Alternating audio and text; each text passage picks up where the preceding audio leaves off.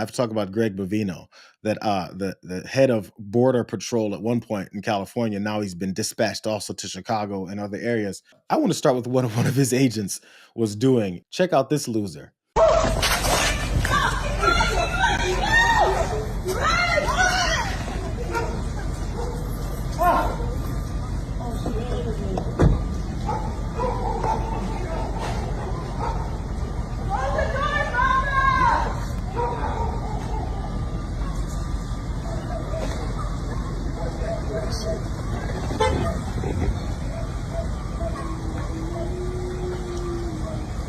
What a weak, sorry sumbitch that is. He can't run down the street without, he didn't turn an ankle. Hopefully he like snapped an Achilles, but it maybe looked like a cramp in his calf.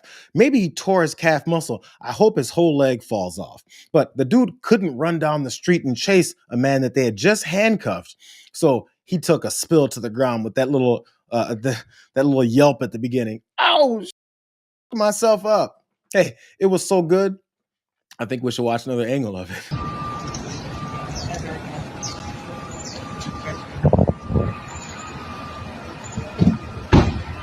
Go. Oh. Oh. Keep going, no! Keep going, no! Run!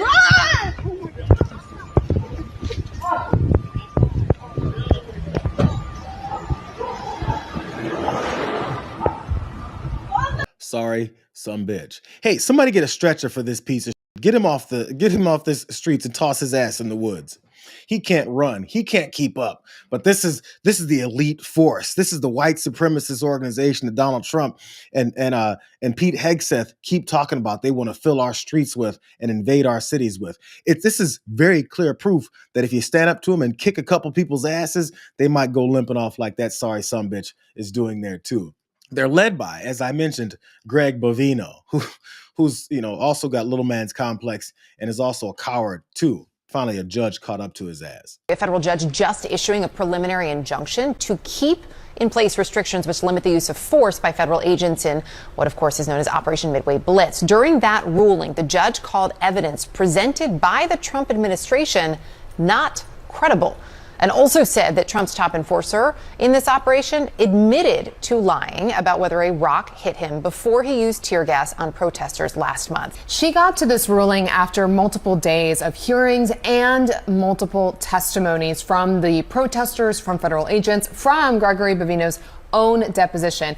And her words were striking, and she didn't mince them. And she simply said she does not think that the Trump administration's version of events is credible after reviewing all of the evidence that was presented to her. And one of those is the confrontation that you just mentioned, where Gregory Bovino was seen throwing tear gas. The Department of Homeland Security had said that it was warranted because the federal agents were under threat, and the department said that he was hit in the head with a rock. Well, according to his deposition and the evidence and the videos that Ellis has seen, she says, quote, video evidence ultimately disproved this, and that he was hit in the head after deploying the tear gas. She also said, quote, I find the defendant's evidence, the defendant being the federal government, simply not credible. She said that after hours and hours of body cam video and video from helicopters was the best that they could provide. It's a theme. It's who they are. If you notice, that judge there had to point out how uncredible they are, how they have zero accountability for the things that they do. As a matter of fact, Greg Bovino lies just like the rest of this MAGA party. That's why he's in charge of these folks. That's why he's got the position that he is. That's why he goes around in his Nazi gear to impress Donald Trump, because he's a liar too. So just like before, as he mentioned before, he likes to intimidate people, then lie about the things that happened to him so he can deploy some tear gas. And finally, that judge caught up with him and showed him just how they're not going to accept this anymore. The only problem is these criminals don't listen to judges. But this is the video that showed just how much he was lying, or else he probably would have gotten away with it, because they lie indiscriminately. Here's the video of him that he said he got hit in the head with a rock, and that's why he did what he did.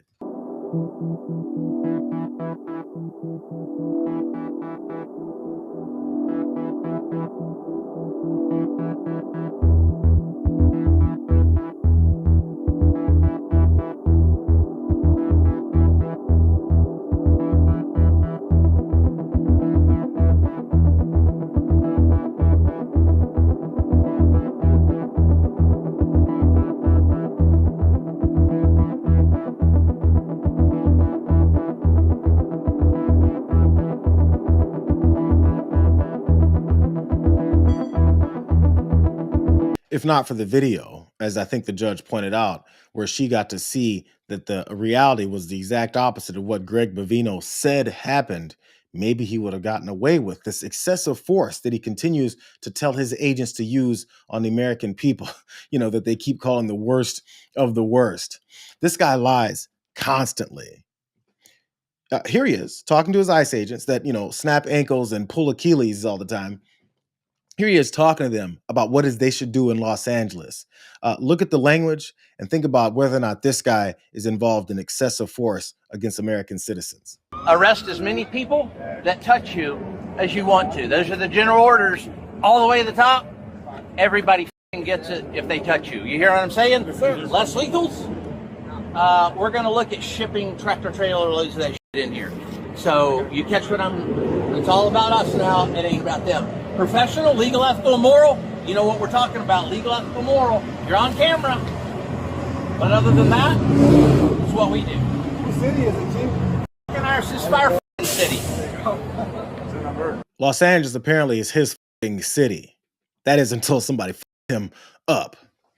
But he's going to tell his agents, if you get touched, you've got clear reign to arrest and attack anybody that you want. That excessive force thing that he's not supposed to do, that he also pulled off before he got busted for doing it. It is one of the benefits of us recording all of this activity that they keep doing, because they do all kinds of illegal activity. Matter of fact, he was also forced to start wearing his body cam. The guy who leads these guys didn't know how to use his body cam, wouldn't wear it or record any of the things that he was doing either. That is, while he's telling his folks, don't forget, you're being recorded. So when you people up, make sure you act like they were attacking you first, the way that I do, the same way that the president does, the same way that this entire MAGA party does. They're the victims as they attack people. Did you know he was asked about that little conversation, that pep rally that he had with his out of shape ICE agents?